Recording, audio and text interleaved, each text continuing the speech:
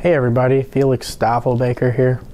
Wanted to make a video about NFTs and how NFTs are just really getting started. A lot of people think that they're in a bubble. I agree they're in a bubble on Ethereum because Ethereum NFTs are garbage. You don't own the data to them. They're not stored on IPFS. If the server goes down, you lose that crypto asset that is a non-fungible token regardless of the amount of money that you paid, whereas on a blockchain like Wax, it's stored on IPFS and the data is actually associated with your wallet. So even if a server were to go down, when it comes back up, your wallet will still hold an NFT. And I made a video last year about how I thought NFTs would be worth more as a whole than DeFi, and that's really starting to play out in a major way. And I was thinking at the time, and really not sure if that was part of that video or not, but what really happens is these people have been investing in crypto for the past however long, and somebody say puts $200 or $300 into a crypto asset and they end up making $100,000, $200,000, $300,000, and they're looking for a place to then diversify some of that money to keep it safe, because that's what the smartest people do. They have small concentrated positions in very hard niche assets, and whenever they take off, that's when they start to diversify their money, when they make their wealth. It's really not common for some of the wealthiest people in the world to be so broadly diversified before they actually get wealthy. And a lot of people don't understand that, and that's why a lot of people are going to miss out. But you got to think, when somebody then makes a ton of money, they want to then diversify out of that asset in order to give their money a better chance to grow over here, grow over there. And you can put money into little things that then create more mega wealth, and that's how the wealthy keep getting wealthy. But you got to think, if somebody put in a few $100s and gets a few $100,000, they're going to look for things like NFTs that they could invest in, and it wouldn't be anything for somebody to drop a few $1,000s on a non-fungible token that they see going up in value in the long run. And I think that's what's really going on here, is we continue to see people making buku bucks and then using that buku bucks to run these prices of NFTs up. And there's on Ethereum, it's going absolutely nuts. I think it's settling down now. A lot of people buying things at $200,000-$300,000 and then trying to sell them again. You have to find a buyer for that. And so with the fees being so high, it's just a lot of people aren't then taking the next risk, so somebody gets stuck holding it. Whereas on Wax, you have things like the Major League Baseball, who officially partner with Topps and Wax to create digital NFTs that sell for $5 packs. There's people who got a Mike Trout whatever mint #1 card, some type of special card, and it sold for $87,000. So even if they bought the big pack, it was, I think, $100. You turn $100 or $5 into $87,000. Like, that's the type of play that's available here with these NFTs. There are things like Street Fighter that packs were like $10, and some of those are going for just stupid amounts of money. And we're seeing that the people who have a ton of money are investing in NFTs, basically splurging. And that's really what's making this market fiery red hot. And those cards will continue to go up in value, especially when you have things that you can buy for relatively cheap and they appreciate almost immediately due to their mint numbers, the rarities, or collectability.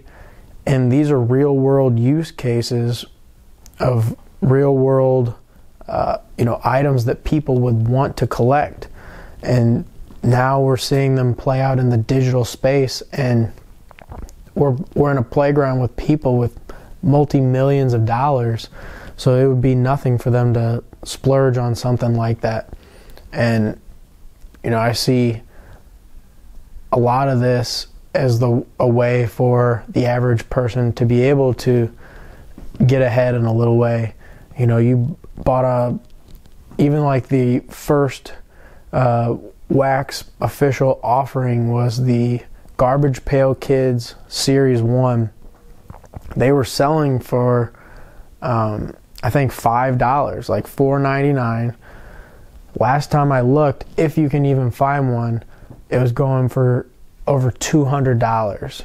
So you got to think that little tiny investment just put them head and shoulders above, somebody else who is either willing to pay that or not willing to pay that. And with things like the unopened packs, you have, a limited amount. Even say like the Street Fighter packs, they had a 24-hour sale. There could have been 500 sold, there could have been 100,000 sold. And when those were done selling, they were completely finished. But what you have to understand with something like that is there's a game theory involved where you burn 6 cards and then you get one higher level card and those kind of things. So when you have to look at each NFT offering as a unique thing and understand what's happening there. But we could see that the ability for scarcity actually increases, because you got to think, say there was, I know with like the Flash Gordon or either the Flash Gordon Garbage Pail Kids or even the Series 1, there was like 5,000 packs or 10,000 packs. So when somebody opens those and actually gets those 6 cards or 10 cards or however many cards are in there, you have to look at each individual offering. Those go away. So if there's 10,000 packs and you open 100 of them to get a rare card, there's only 9,900 packs.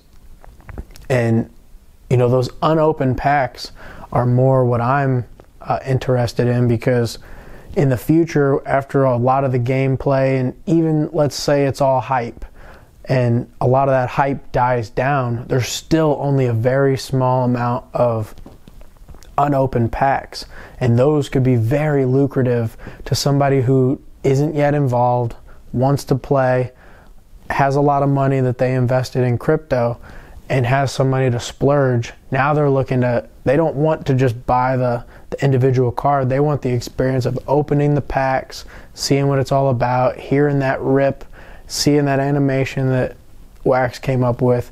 And, the algorithm is different for each one, but there's still the same amount of percentage in the first pack to get a rare card that there is in the very last pack to get a rare card. So even if there's only one unopened pack, the percentage to be able to get an ultra rare or collectible or whatever it is stays the same.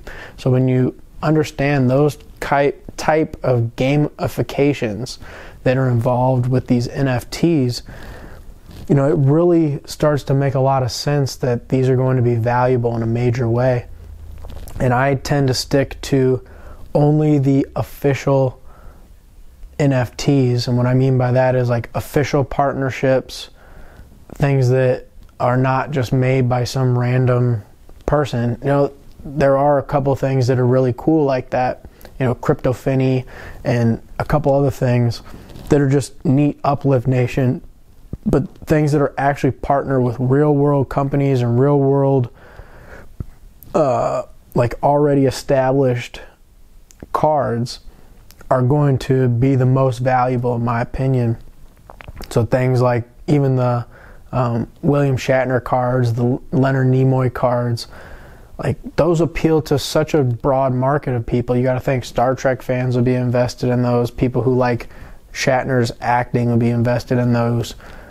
people who like NFTs will be invested in those. So you have multiple ways to be able to find and capture somebody who is willing to pay for those in the future.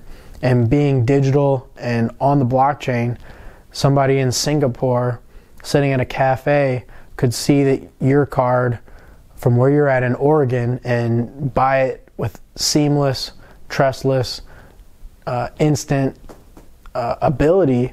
Whereas if you had a physical card, you may be able to take it to a card shop and they would only have the people who come in on foot traffic, or you might be able to put it on eBay and the geographical limitations and jurisdictions would come into play. You'd have to ship it. All those kind of things go away, and this literally just becomes an open field, an open game. And that's why it's such a cool ability, because it doesn't have to be somebody that you know or that you don't know to buy something at a price that most people think is not possible. But it only takes that one person. So I just want to throw that out there, that the NFTs are being splurged on in a major way, and you can take advantage of that if you know what you're doing and aren't overpaying for things that you don't need to overpay for. So it's just something to think about. Want to put that out there. Stoffel Baker out.